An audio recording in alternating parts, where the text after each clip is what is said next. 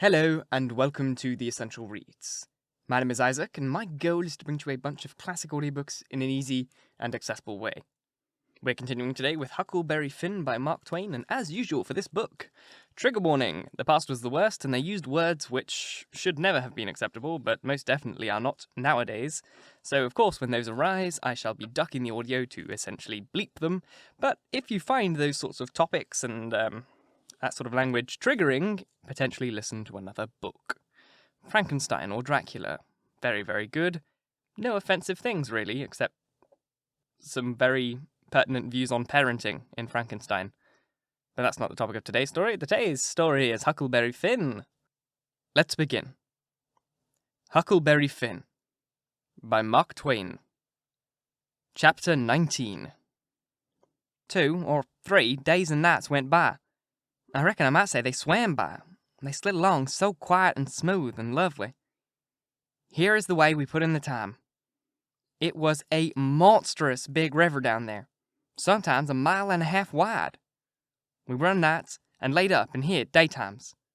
As soon as night was most gone, we stopped navigating and tied up, nearly always in the dead water under a towhead, and then cut young cottonwoods and willows and hit the raft with them. Then we set out our lines. Next, we slid into the river and had a swim so as to freshen up and cool off. Then we sat down on the sandy bottom where the water was about knee-deep and watched the daylight come. Not a sound anywheres. Perfectly still. Just like the whole world was asleep. Only sometimes the bullfrogs a-clattering, maybe. The first thing to see, looking over the water, was a kind of dull line. That was the wood on t'other side. You couldn't make nothing else out. Then a pale place in the sky. Then more paleness, spreading around 'em. Then the river softened up a way off, and weren't black no more, but grey. You could see little dark spots drifting along, ever so far away.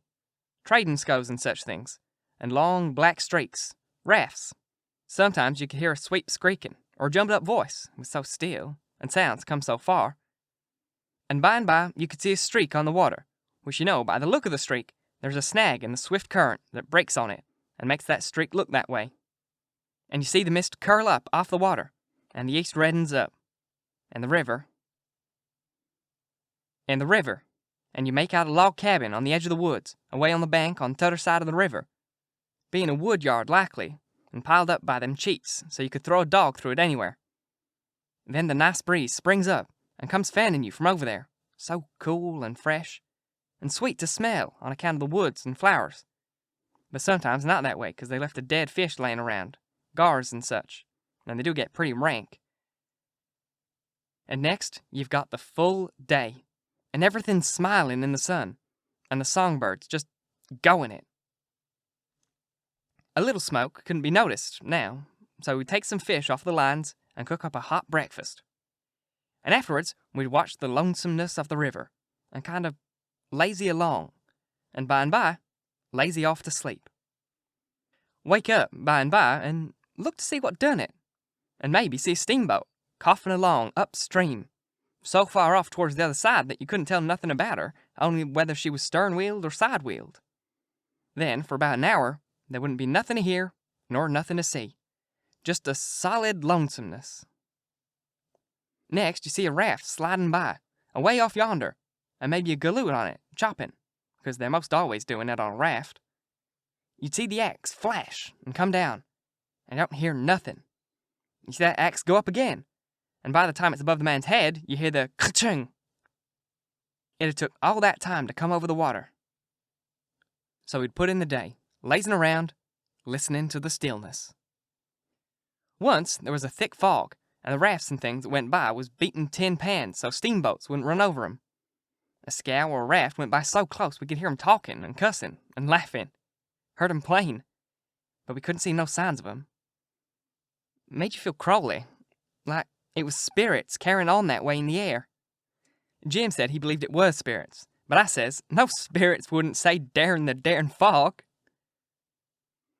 As soon as it was night, we shoved out. When we got her to about the middle, we let her alone, and let her float wherever the current wanted her to. And then we lit the pipes, and dangled our legs in the water, and talked about all kinds of things. We was always naked, day and night, whenever the mosquitoes would let us. The new clothes Buck's folks made me was too good to be comfortable. And besides, I didn't go much on clothes nohow. Sometimes we'd have that whole river to ourselves for the longest time. Yonder was the banks and islands across the water, and maybe a spark, which was a candle in a cabin window. And sometimes on the water you could see a spark or two, on a raft or scow, you know? And maybe you could hear a fiddle or a song coming from one of the crafts. It's lovely to live on a raft. We had the sky, up there, all speckled with stars. And we used to lay on our backs and look up at them and discuss whether they was made or just happened. Jim, he allowed they was made, but I allowed they happened. I judged it would have took too long to make so many. Jim said the moon could have laid 'em. Well, that looked kinda reasonable, so I didn't say nothing against it, because I seen a frog lay most as many, so of course it could be done. We used to watch the stars that fell, too, and see them streak down. Jim allowed they got spoiled and was hove out of the nest. Once or twice of a night, we'd see a steamboat slipping along in the dark, and now and then she would belch a whole world of sparks up out of her chimblies, so they would rain down in the river and look awful pretty. Then she would turn a corner, and her lights would wink out, and her powwow shut off, and leave the river still again. And by, her ways would get to us, a long time after she was gone, and joggle the raft a bit. And after that, you wouldn't hear nothing, for you couldn't tell how long, except maybe frogs or something. After midnight, the people on shore went to bed. Then, for 2 or 3 hours, the shores was black. No more sparks in the cabin windows. These sparks was our clock. The first one that showed again meant morning was coming, so we hunted a place to hide and tie up right away. One morning, about daybreak, I found a canoe and crossed over a chute to the main shore. It was only 100 yards, and paddled about a mile up a creek amongst the cypress woods to see if I couldn't get some berries. Just as I was passing a place where a kind of cow path crossed the creek, here comes a couple of men, tearing up the path as tight as they could foot it. I thought I was a goner, for whenever anybody was after anybody, I judged it was me, or maybe Jim. I was about to dig out from there in a hurry, but they was pretty close to me then, and sung out and begged for me to save their lives. Said they hadn't been doing nothing and was being chased for it. Said there was men and dogs a-coming. They wanted to jump right in, but I says, "Don't you do it. I don't hear dogs and horses yet. You got time to craft through the bushes and get up the creek a little ways, and then you take the water and wade down to me and get in. That'll throw the dogs off the scent." They done it, and soon as they was aboard, I lit out for our towhead. In about 5 or 10 minutes, we heard the dogs and the men away off, shouting. We heard 'em come along towards the creek, but we couldn't see 'em. They seemed to stop and fool around a while. Then, as we got further and further away all the time, we couldn't hardly hear 'em at all.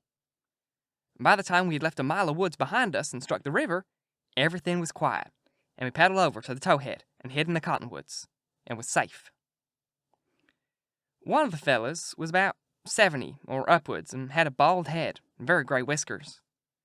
He had an old, battered slouch hat on, and a greasy blue woolen shirt, and ragged old blue jean breeches stuffed into his boot tops, and home-knit galluses.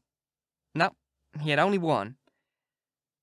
He had an old, long-tailed blue jeans coat with slick brass buttons flung over his arms, and both of them had big, fat, ratty-looking carpet bags. The other one was about 30, and dressed as ornery. After breakfast, we all laid off and talked, and the first thing that come out was that these chaps didn't know one another. "What got you into trouble?" says the bald head to the other chap. "Well, I've been selling nautical to take the tartar off the teeth, and it does take it off, too, and generally the enamel along with it. But I stayed about 1 night longer than I ought to, and was just in the act of sliding out when I ran across you on the trail this side of town, and you told me they was coming and begged me to help you get off. So I told you I was expecting trouble for myself and would scatter out with you. That's the whole yarn. What's yours?" "Well, I've been running a little temperance rival there about a week, and was the pet of the women's folks, big and little, for I was making it mighty warm for the runners, I tell you, and taking as much as $5-6 a night, 10 cents a head, children and free. and business a-growing all the time. When somehow or another a little report got round last night that I had a way of putting in my time with a private jug on the sky. A nigger razzed me out this morning and told me people was gathering on the quiet with their dogs and horses, and they'd be along pretty soon to give me about half an hour's start and then run me down if they could. And if they got me, they'd tar and feather me and ride me on the rail, sure. I didn't wait for no breakfast. I wasn't hungry. "Old man," says the young one, "I reckon we might double team it together. What you think?"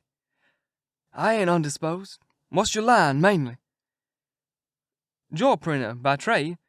Do little patent medicines. Theater actor. Tragedy, you know. Take a turn at mannerism and phrenology when there's a chance. Teach singing and geography school for a change. Sling lectures sometimes. Oh, I do a lot of things. Most anything that comes handy, so it ain't work. What's your lay?" "I done considerable in the doctrine way in my time. Laying on hands is my best hold for cancer and paralysis and sick things. And I can tell fortune pretty good when I got somebody along finding facts for me. Preaching's my line too, and working camp meetings and missionarying around." Nobody never said anything for a while. Then the young man hove a sigh and says, "Alas, what are you lassin' about?" said the bald head. "To think I should have lived to be leading such a life, and be degraded down in such company." And he began to wipe the corner of his eye with a rag. "Durn your skin! Ain't the company good enough for you?" says the bald head, pretty pert and uppish. "Yes, it is good enough for me. It's as good as I deserve. Who fetched me so low when I was so high? I did myself. I don't blame you, gentlemen. Far from it. I don't blame anybody. I deserve it all. Let the cold world do its worst. One thing I know, there's a grave somewhere for me. The world may go on just as always done, and take everything from me. Loved ones, property, everything. But it can't take that. Someday I'll lie down in it, and forget it all, and my poor broken heart will be at rest." He went on whipping. "Drat your poor broken heart," says the bald head. "What are you heaving your poor broken heart us for? We ain't done nothing." "No, I know you haven't. I ain't blaming you, gentlemen. I brought myself down. Yes, I did it myself. It's right I should suffer. Perfectly right. I don't make any moan." "Brought you down from what? What was you brought down from?" You wouldn't believe me. World never believes me. Let it pass. It's no matter. The secret of my birth." "Secret of your birth? Do you mean to say—" "Gentlemen," says the young man very solemnly, "I will reveal it to you, for I feel I may have confidence in you. By rights, I'm a Duke." Jim's eyes bugged out when he heard that. I reckon mine did too. Then the bald head says, "No, you can't mean it." "Yes, my great-grandfather, eldest son of the Duke of Bridgewater, fled into this country about the end of last century to breathe the pure air of freedom. Married here and died, leaving a son, his own father dying about the same time. The second son of the late Duke seized the titles and estates. The infant real Duke was ignored, and I'm the lineal descendant of that infant. I'm the rightful Duke of Bridgewater. And here am I, forlorn, torn from my high estate, hunted of men, despised by the cold world, ragged, worn, heartbroken, and degraded to the companionship of felons on a raft." Jim pitied him ever so much. So did I. We tried to comfort him, but he said it weren't much use. He couldn't be much comforted. Said if we was a mind to acknowledge him, that would do him more good than most anything else. So we said we would, if he'd tell us how. He said we ought to bow, and we spoke to him, say, "Your Grace," or "My Lord," or "Your Lordship." and he wouldn't mind it if we called him plain Bridgewater, which he said was a tribe, anyway, and not a name. And one of us ought to wait on him at dinner, and do any little thing for him he wanted done. Well, that was all easy, so we done it. All through dinner, Jim stood round and waited on him, and says, "Will your grace have some of this or some of that?" And so on, and a body could see it was mighty pleasing to him. But the old man got pretty silent by and by, and didn't have much to say, and didn't look pretty comfortable over all that petting that was going on around the Duke. He seemed to have something on his mind. So, along in the afternoon, he says, "Looky here, Bridgewater," he says, "I'm nation sorry for you, but you ain't the only person that's had problems like that." No, you ain't. You ain't the only person that's been snacked down wrongfully in a high place. Alas, no, you ain't the only person that's had a secret of his birth. And by jinx, he begins to cry. Hold on, what do you mean? Bridgewater, can I trust you? Says the old man, still sort of sobbing. To the bitter death. He took the old man by the hand and squeezed it and says, "The secret of you being, speak." Bridgewater, I'm the late dauphin. You betcha Jim and me stared this time. Then the Duke says, "You are the what?" Yes, my friend. It's too true. Your eyes is looking, at this very moment, on the poor, disappeared dauphin, Louis XVII, son of Louis XVI and Marie Antoinette. You, at your age? No. You mean you're the late Charlemagne? You must be 600-700 years old at the very least. Trouble has done it, Bridgewater. Trouble has done it. Trouble has brung these gray hairs and premature bolditude. Yes, gentlemen, you see before you, in blue jeans and misery, the wandering, exiled, trampled on, suffering, rightful King of France. Well, he cried and took on so that me and Jim didn't know hardly what to do. We were so sorry. And so glad and proud we got him with us, too. So we set in, like we done before with the Duke, and tried to comfort him. But he said it weren't no use, nothing but to be dead and done with it, for all it could do him any good. Though he said it often made him feel easier and better for a while if people treated him accordingly to his rights, and got down on one knee to speak with him, and always called him Your Majesty, and waited on him first at meals, and didn't set down in his presence till he asked for him. So me and Jim set to majesting him, and doing this and that for t'other of him, and standing up till he told us we might set down. This done him heaps of good, and so he got cheerful and comfortable. But the Duke kind of soured on him, and didn't look a bit satisfied with the way things was going. Still, the king acted real friendly towards him, and said the Duke's great-grandfather and all the other Dukes of Bridgewater was a good deal thought of by his father, and that he was allowed to come to the palace considerable. But the Duke stayed huffy a good while, till by and by the king says, "Like as not, we gotta be together a blamed long time on this here raft, Bridgewater. Like as not, we gotta be together a blamed long time on this here raft, Bridgewater. And so what's the use of your being sour? It'll only make things uncomfortable. It ain't my fault I wasn't born a duke. It ain't your fault you weren't born a king. So what's the use to worry? Make the best of things the way you found 'em, says I. That's my motto. This ain't no bad thing that we struck here. Plenty of grub and an easy life. Come on, give us your hand, Duke, and let's all be friends." The Duke done it, and Jim and me was pretty glad to see it. It took away all the uncomfortableness, and we felt mighty good over it, because it would have been miserable business to have any unfriendliness on the raft. For what you want, above all things on a raft, is for everybody to be satisfied, and feel right and kind towards the others. It didn't take me long to make up my mind that these liars weren't no kings, nor dukes, at all, but low-down humbugs and frauds. But I never said nothing, never let on. Kept to myself, and that's the best way. Then you don't have no quarrels, and then you don't get into no trouble. If they wanted us to call them kings and dukes, I had no objections, long as it would keep the peace in the family. And it weren't no use to tell Jim, so I didn't tell him. If I never learned anything else out of Pat, I learned that the best way to get along with his kind of people is to let them have it their own way.